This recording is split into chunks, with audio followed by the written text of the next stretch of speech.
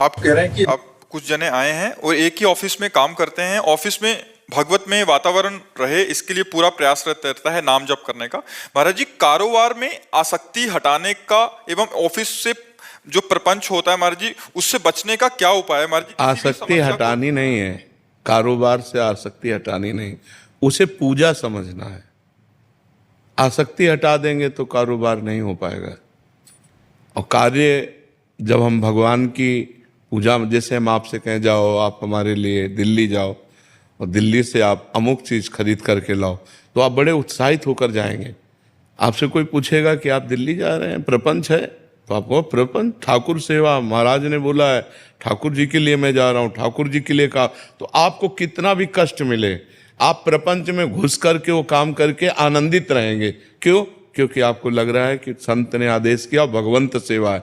तो बस यही बात मान लो, ऑफिस भगवान की पूजा है।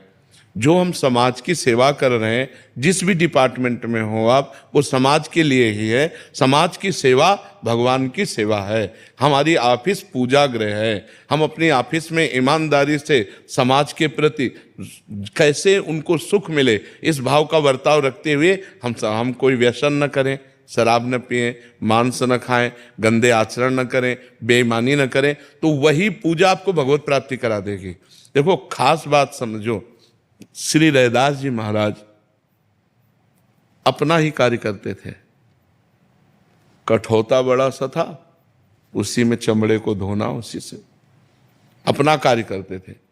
बड़े बड़े योगियों को परास्त कर दिया कठौते के पानी से, बड़े बड़े योगियों को क्यों? राम राम राम राम।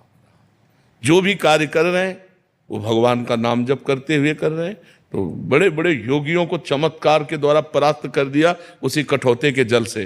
क्योंकि बस निरंतर नाम जप और अपने कुल का कर्तव्य कर्म, अपना कर्तव्य कर्म पूजा मानकर। जैसे सदन जी कसाई थे, मांस काट के बेचते थे, पशुओं की हत्या नहीं करते थे, कसाई वाले से मांस ले आते थे, कुल परंपरा का था, और नाम जप करते। इतने सिद्ध संत हुए कि उनकी गाथा गाई गई है।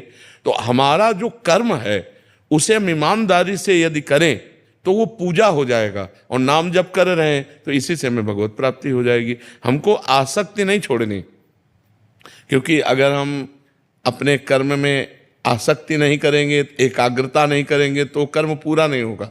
जब हमें आपसे मतलब नहीं तो कैसे पूरा हो जाएगा? हमें मतलब है, क्योंकि ये हमारी पूजा है। हम इसको बड़े मनोयोग से करेंगे, एकाग्रता से करेंगे, और उसका परिणाम चाहेंगे कि समाज को सुख मिले, और उसका परिणाम चाहेंगे कि भगवान प्रसन्न हो। यही हमारे जीवन का लक्ष्य है।